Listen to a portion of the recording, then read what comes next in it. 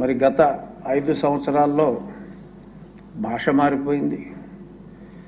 అతి దారుణంగా శాసనసభలో ఒక వ్యక్తులు ఇలాగ మాట్లాడతారా అని ఎంతో జుగుప్స కలిగించే విధంగా మాట్లాడారు. ప్రజలు చాలా తెలివైన వాళ్ళు.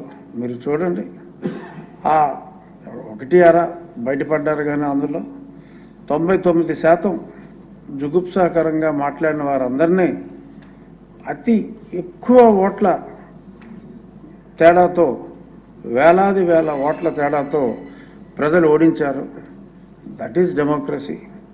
సో ఒక బుద్ధి చెప్పారు, మీరు ఏం మాట్లాడతారో మేము అబ్జర్వ్ చేస్తున్నాం, ప్రతిదీ మేము చూస్తున్నాం, మనకు తగ్గ శిక్ష విధించేది ఓటర్లే అని చెప్పి వారు చెప్పకనే చాలా స్పష్టంగా చెప్పారు.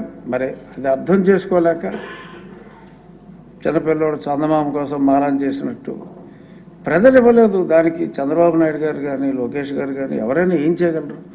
ప్రజలు వారికి ప్రతిపక్ష హోదా ఇవ్వలేదు.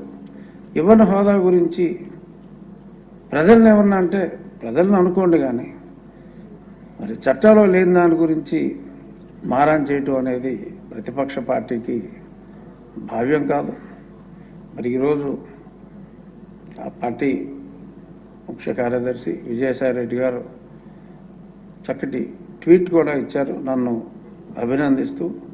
మరి సభ సజావుగా జరిగే విధంగా మీరు గతాన్ని గుర్తుపెట్టుకోకుండా చాలా బాగా నడిపిస్తారని చెప్పి it's a very positive statement. మరి అలాగే ఈ చందమామ మారాలు మానేసి దాకా మా అచ్చెన్నాయుడు గారు కోరుకున్నట్టు ఒక్కరోజు